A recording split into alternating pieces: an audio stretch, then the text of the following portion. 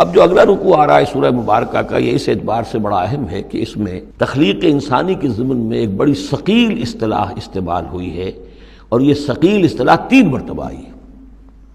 اب ظاہر بات ہے کہ قرآن مجید جو ہے اگر اس طرح کی کوئی شکل اختیار کرتا ہے تو کوئی نہ کوئی حکمت اور ضرورت اس کی پشت پر ہوتی ہے۔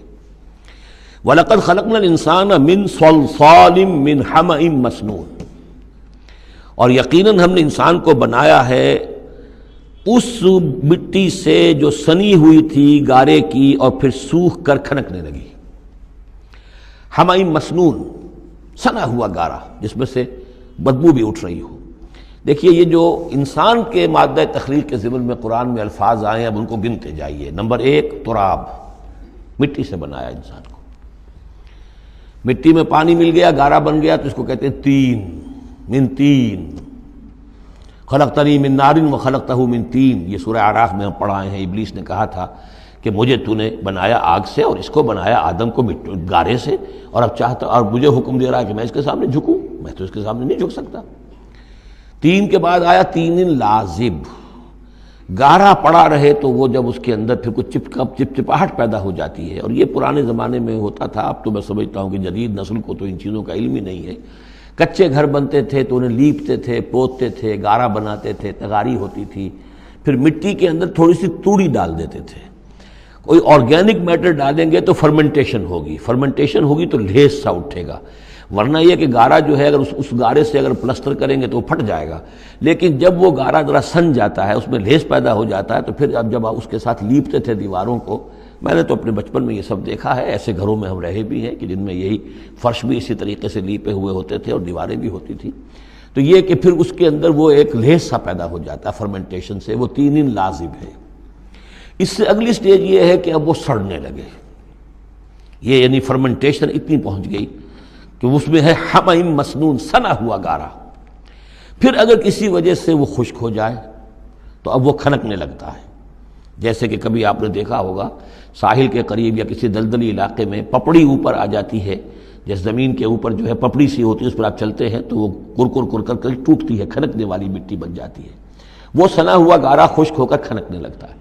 یہ سٹیجز ہیں ان مادہ تخلیق کی کہ جو آدم یا انسان کی تخلیق کے ضمن میں قرآن میں آئے۔ حالانکہ ایک لفظ بھی کفایت کر سکتا تھا، مٹی سے بنایا، مٹی سے بنایا، تین سے بنایا، گارے سے بنایا، پھر تین لازم سے بنایا، پھر حَمَإٍ مَّسْنُون سے بنایا، من صلصال کالفخار سے بنایا، اور صلصال من حَمَإٍ مَّسْنُون، پھر صلصال کالفخار آخری سٹیج ہے، وہ ایسے بجنے لگا جیسے کہ اب یہ جو ہے وہ آئے گا سورہ رحمان میں۔ تو اس سے یقیناً کورابریشن ہو رہی ہے کہ جو بھی ایوولوشن کا جو بھی نظریہ آیا ہے، اب اس میں اس کو بھول جائیے کہ اللہ تعالیٰ نے اسپیشل کریشن انسان کی اور باقی حیوانات ہو سکتا ہے اس ایوولوشن کے ذریعے سے پیدا کیے ہوں۔ اس وقت بحث جو ہے کریشن آف مین کے بارے میں نہیں کر رہا ہوں، لیکن یہ کہ سائنس نے بھی ایک تو یہ بات بتائی کہ یہ ساری حیات حیواناتی جو بھی زمین پر ہے یہ مٹی سے بنی ہے، گویا کہ متفق گردید رائے بو علی بارائے من، قرآن اور سائنس متفق ہو گئے۔ پھر یہ کہ اس میں مٹی کے اندر گارے کی شکل بنی، پانی ملا، مبدأ حیات پانی ہے، قرآن بھی کہہ رہا ہے۔ پھر یہ کہ وہ ساحلی علاقوں پر دلدل بنی، اور دلدل کے اندر پھر وہ فرمنٹیشن وہاں ہوئی، اور اسی میں پھر جب وہ دراڑیں سی پڑ جاتی ہیں سمندر کے قریب دلدلی علاقے میں، تو وہاں سے ان کا کہنا ہے کہ حیات کا آغاز ہوا، الجی یا امیبا، حیواناتی حیات، اور یا یہ کہ نباتاتی حیات کا۔ تو یہ چیزیں جو ہیں یہ سٹیجز تقریباً اسی کے ساتھ، یہ تمام جو الفاظ جو ہیں قرآن کے جو استعمال کر رہا ہے ان کے ساتھ کسی حد تک اس کا ایک ربط اور تعلق قائم ہوتا ہے۔ اور ہم نے بنایا انسان کو اس مٹی سے جو سڑنے کے بعد، اس گارے سے کہ جو سڑنے کے بعد سنا ہوا گارا پھر وہ کھنکنے لگا تھا سوکھ کر۔ والجان خلقناہ من قبل، اور جنات کو ہم نے پیدا کیا تھا پہلے، من نار السموم، لو کی آگ سے۔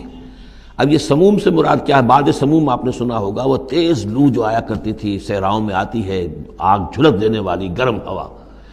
تو اصل میں ایک ہوتا ہے جیسے کہ ہم نے فزکس میں پڑھا تھا، جن لوگوں نے تھوڑی بہت فزکس پڑھی ہوگی ایف ایس سی میں، کہ یہ جو شعلہ ہوتا ہے فلیم کا ایک حصہ وہ ہوتا ہے جو نظر آتا ہے، لیومینس، وہ نظر آتا ہے، اس کے اندر حرارت کم ہوتی ہے، اور ایک انویزیبل جو ہوتا ہے اس کے گرد حالہ جو نظر نہیں آتا، اس میں ہوتی ہے تیزی شدید جو ہوتی ہے، سب سے زیادہ ٹیمپریچر جو ہوتا ہے وہ اس میں ہوتا ہے کہ جو اس کا حصہ نظر نہیں آتا۔ اس حصے سے، آگ کی اس لو سے، اس لو کی لپٹ سے یا لو کی لپٹ سے جو بھی اسے کہیں، اس سے ہم نے جنات کو پیدا کیا۔ لیکن یہ سمجھ لیجئے کہ اس سے جنات پیدا کیے گئے لیکن وہ آگ نہیں ہے۔ ہم مٹی سے پیدا کیے گئے لیکن مٹی نہیں ہے۔ اب ایک یہ کہ قلب ماہیت ہو چکی ہے، ہمارا جو یہ پروٹوپلازم ہے، جو ہمارے ٹیشوز ہیں، باڈی ٹیشوز، وہ مٹی تو نہیں ہے، اگرچہ سورس مٹی ہے، بنے مٹی سے ہیں، لیکن اب مٹی نہیں ہے۔ دوبارہ اگرچہ پھر یہ گل سڑ کر مٹی ہو جائیں گے، اس وقت مٹی نہیں ہے۔ اسی طریقے سے جنات آگ سے بنائے گئے لیکن آگ نہیں ہے، ہاں ان کا مادہ تخلیق آگ ہے۔ اور دوسرا یہ معلوم ہو گیا کہ وہ انسانوں کی تخلیق سے بہت پہلے پیدا کیے گئے۔ وَإِذْ قَالَ رَبُّكَ لِلْمَلَائِكَةِ إِنِّي خَالِقٌ بَشَرًا مِّن صَلْصَالٍ مِّنْ حَمَإٍ مَّسْنُونٍ، اور یاد کرو جب کہ کہا تھا آپ کے رب نے فرشتوں سے کہ میں بنانے والا ہوں ایک بشر اس کھنکھناتے ہوئے سنے ہوئے گارے سے۔ پھر وہی الفاظ من صلصال من حمأ مسنون، ثقیل لفظ ہے، ثقیل اصطلاح ہے۔ اور یہاں خاص طور پر نوٹ کیجئے کہ لفظ آدم نہیں آیا، بشر بنانے لگا ہوں۔ کہیں بھی قرآن مجید میں جہاں یہ تخلیق کے ابتدائی مراحل بیان ہوتے ہیں، لفظ آدم کہیں نہیں ملے گا آپ کو، سوائے وہ ایک آیت میں نوٹ کرا چکا ہوں سورہ آل عمران کی، کہ عیسیٰ کی مثال بھی اللہ کے نزدیک آدم کی سی ہے، خلقہ من تراب ثم قال له کن فیکون، وہ ایک مثال موجود ہے، لیکن باقی کہیں آپ کو بشر، انسان، جب میں بنانے والا ہوں ایک انسان اس مٹی سے سنے ہوئے گارے کی جو سوکھ کر کھنکھنانے لگی ہے، فَإِذَا سَوَّيْتُهُ، جب میں اس کا تسویہ کر لوں۔ تخلیق کے بعد تسویہ ہوتا ہے، جیسے کسی شے کا ایک حیولہ بن گیا، پھر اس کی نوک پلک سنواری جاتی ہے۔ مین سٹرکچر جو ہے کسی بلڈنگ کا کھڑا ہو گیا، اب اس کا آرکیٹیکچرل ٹچز ہیں، اس کے اوپر ڈیکوریشن ہے، اس پہ پینٹنگ ہے، یہ تسویہ ہے۔ فَإِذَا سَوَّيْتُهُ، پھر جب میں اسے پوری طرح نک سک سے درست کر دوں، صحیح بنا دوں، پورا کر لوں، وَنَفَخْتُ فِيهِ مِن رُوحِي، اور پھونک دوں میں اس میں اپنی روح میں سے،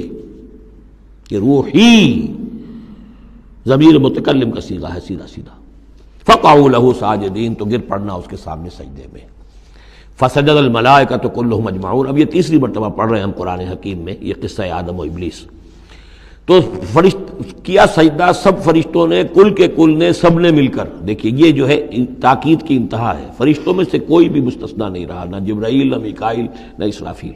الا ابلیس، سوائے ابلیس کے۔ اور اس میں پھر گمان ہوتا ہے کہ شاید یہ بھی فرشتہ تھا، فرشتہ نہیں تھا، اس کی وجہ سورہ کہف میں مل جائے گی۔ ابا ان یکون مع الساجدین، اس نے انکار کیا سجدہ کرنے والوں کے ساتھ ہونے سے۔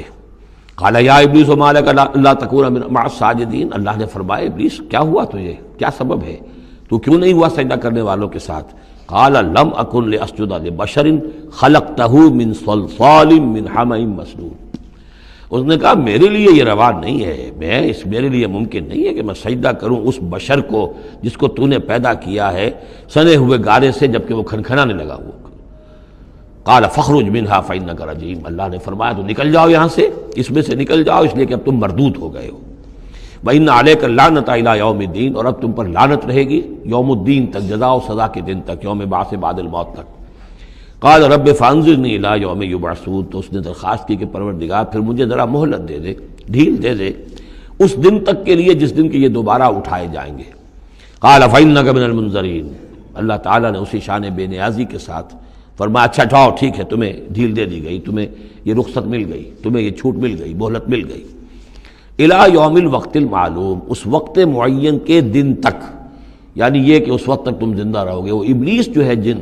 ویسے جنوں کی زندگیاں شاید انسانوں سے زیادہ ہوتی ہوں، میں نہیں جانتا کتنی ہوتی ہیں، لیکن یہ کہ کوئی اور جن نہیں ہے کہ جو اس وقت سے آج تک زندہ ہو سوائے اس ایک جن کے جس کا نام عزازیل تھا،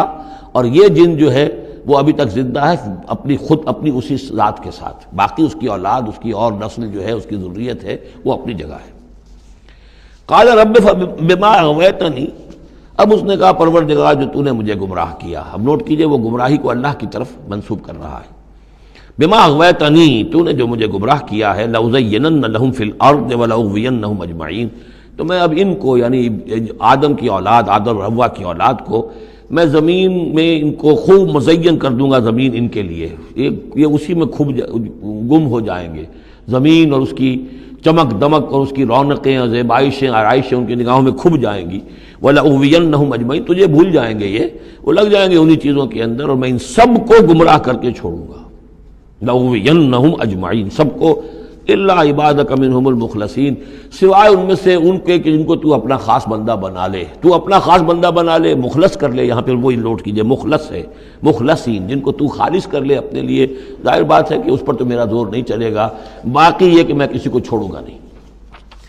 قال ھذا صراط علی مستقیم، اللہ تعالیٰ نے فرمایا ٹھیک ہے یہ راستہ ہے میری طرف سیدھا، یعنی یہ میرے اور تمہارے درمیان معاملہ طے ہو گیا، میں نے تمہیں چھوٹ دی، تم اپنا زور لگا لو، جس طرح بھی چاہو بہکا لو، باقی یہ کہ ان عبادی لیس لک علیہم سلطان، میرے بندوں پر تجھے اختیار کوئی نہیں ہوگا،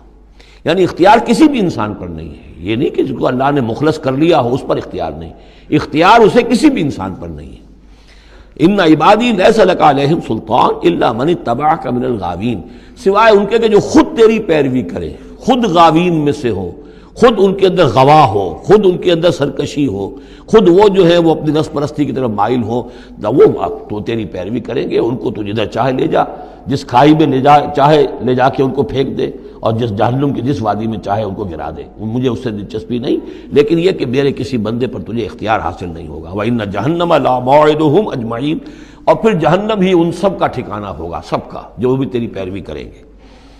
لہا سبعۃ ابواب، اس جہنم کے 7 دروازے ہیں، لکل باب منہم جزء مقسوم، اور ہر ان میں سے ہر دروازے کے لیے ہم نے ایک اس کا نصیب مقرر کر رکھا ہے کہ اتنے جن اتنے انسان اس سے جائیں گے، ہو سکتا ہے کہ وہ بڑے بڑے کبیرہ گناہوں کے حوالے سے کہ یہ لوگ جو ہیں جو ان گناہوں میں ملوث ہوں گے وہ اس دروازے سے جائیں گے، جو ان گناہوں میں ملوث ہوں گے وہ اس سے جائیں گے، واللہ اعلم۔ ان المتقین فی جنات وعیون، اب وہی سائملٹینیس کنٹراسٹ کہ جب جہنم والوں کا تذکرہ ہوا تو متقین کا بھی، اور جو اہل تقوی ہوں گے فی جنات وعیون، وہ ہوں گے جنتوں میں، باغات میں اور چشموں میں، ادخلوها بسلام آمنین، ان سے کہا جائے گا داخل ہو جاؤ ان باغات میں پورے امن کے ساتھ، کوئی خوف نہیں، کوئی اندیشہ نہیں۔ وَنَزَعْنَا مَا فِي صُدُورِهِم مِّن غِلٍّ، یہ مضمون پہلے بھی آ چکا ہے، اور ہم نکال دیں گے ان کے دلوں میں سے جو کچھ قدورت ہوگی، اہل ایمان کی آپس میں کوئی شکوہ، کوئی شکایت، کسی سے کوئی تکدر ہو، کوئی غل ہو، وہ ہم نکال دیں گے۔ علی سرر متقابلین، وہ بیٹھے ہوئے ہوں گے تختوں کے اوپر ایک دوسرے کے آمنے سامنے۔ جب کسی سے ناراضگی ہو تو آدمی آنکھیں چار نہیں کرتا بلکہ نظر چڑا جاتا ہے، لیکن جب کوئی ایسی بات نہیں، دل صاف ہے، تو آمنے سامنے بیٹھ کے باتیں کریں گے، سینگ آئی ٹو آئی۔ متقابلین لا یمسہم فیہا نصب، انہیں نہیں پہنچے گی اس میں نہ تو کوئی تکان، وما ہم منہا بمخرجین، نہ پھر وہ اب اس سے نکالے جائیں گے۔ جب اہل جنت میں داخل ہونے کے بعد کسی کا وہاں سے نکلنے کا امکان نہیں۔